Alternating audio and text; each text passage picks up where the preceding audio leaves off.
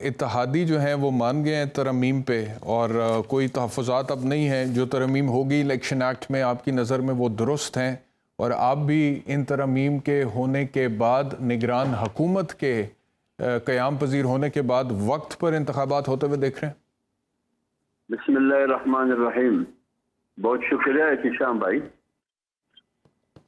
دیکھیے، جہاں ہم نے اختلاف کرنا تھا، کل آپ کو یاد ہوگا کہ پارلیمنٹ میں 230 یعنی 230 سیکشن میں جو ترامیم کرنا چاہتے تھے اس کی مخالفت پیپلز پارٹی نے بھی کی اور جمعیت علماء اسلام نے بھی کی. لہذا اس وقت ہم مخالف تھے اسی وجہ سے کہ یہ ہمارے مشورے کے بغیر یہ ترمیم ہو رہا ہے اور ہمیں اعتماد میں نہیں لیا گیا، اور نگران حکومت کو اتنا امپاور کیا جاتا ہے تاکہ وہ الیکشن التوا کر سکے. تو اس لیے ہم نے کہا کہ 230 جو سیکشن ہے اس میں ترمیم کرنے کی ضرورت ہی نہیں ہے. تو اس لحاظ سے آج جو فیصلہ ہوا ہے تو اس میں میرے خیال میں یہ بنیادی جو باتیں جس پر ہمارا اعتراض تھا اس کو نکال دیا گیا ہے. بنیادی طور پر بات یہ ہے کہ قانون سازی بالکل پارلیمنٹ کی ذمہ داری ہے. پارلیمنٹ کو قانون سازی کرنا چاہیے، لیکن قانون سازی وہ ہونی چاہیے جو قانون سازی متنازع نہ ہو. اگر آپ نگران حکومت کے حوالے سے قانون سازی کرتے ہیں اور وہ متنازع ہو تو آنے والے آپ کا جو الیکشن ہے وہ پورا پروسیس آپ کا متنازع ہو جائے گا.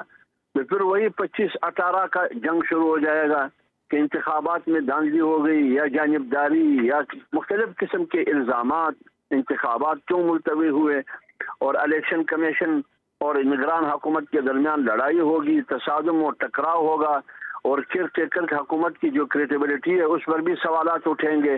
اس لیے میں کہتا ہوں آج جو کچھ ہوا پوری تمام جماعتوں کی اس پر میرے خیال میں اتفاق ہے.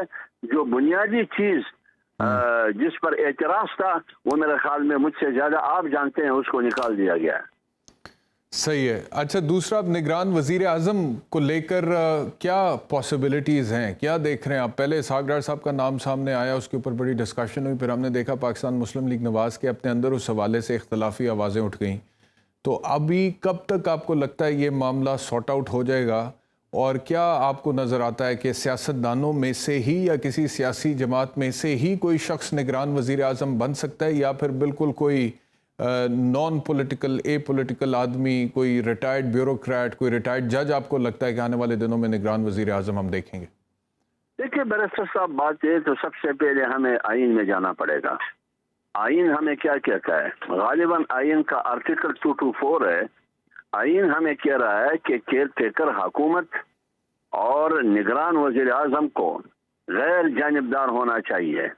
اگر نگران وزیر اعظم غیر جانبدار نہ ہو، ان کا کوئی سیاسی پس منظر ہو، کسی بھی جماعت سے ان کا تعلق ہو، وہ جماعت جس نام سے بھی ہو، پھر آپ مجھے بتائے کہ اس نگران وزیر اعظم یا نگران حکومت یا کیئر ٹیکر حکومت کی کریڈیبلٹی کہاں رہے گی؟ وہ تو متنازع ہو جائے گا. اس پر نہ قوم اعتماد کرے گی نہ کوئی اور اعتماد کرے گا، اور پھر یہ آئین کی خلاف ورزی بھی ہوگی، کیونکہ آئین کہہ رہا ہے کہ اگر آپ نے صاف اور شفاف انتخابات منعقد کرانے ہیں تو نگران حکومت غیر جانبدار ہونا چاہیے. تو اگر آپ مجھے یا مجھ جیسے لوگ جو ایک سیاسی پس منظر ہے، جیسے اسحاق ڈار صاحب کا نام لیا جا رہا تھا، میرے خیال میں یہ تو پھر جانبدار ہوگا، سوالات بھی اٹھیں گے. اس سے الیکشن کمیشن کی کریڈیبلٹی بھی ختم ہو جائے گی اور بھی میرے خیال میں مشکل ہو جائے گا. تو اس لیے میں کہتا ہوں کہ نگران وزیر اعظم کنسنسس سے ہو. بنیادی طور پر اپوزیشن لیڈر اور لیڈر آف دی ہاؤس کی ذمہ داری ہے، لیکن پھر دونوں کی ذمہ داری ہے جو ان کی کولیگ ہے اپوزیشن میں ان کے ساتھ بیٹھے یا حکومت میں، ان سے مشاورت کر کے اعتماد میں لے کے پھر نام آگے لانا چاہیے. لیکن وہ شخص ہو جس کا نام حافظ شیخ نہ ہو، رضا باکر نہ ہو، شوکت عزیز جیسے لوگ نہ ہو، شبر زیدی پیرا شوٹر اور امپورٹڈ نہ ہو.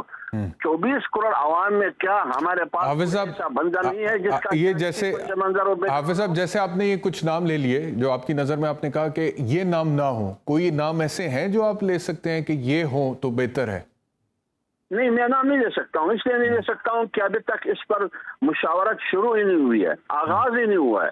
تو جب بیٹھے گی اتحادی جماعتوں کی اور پی ڈی ایم کی مشاورت ہوگی، اس وقت جس پارٹی نے بھی نام ڈالنا ہے وہ نام لا سکتا ہے، تجویز کر سکتا ہے.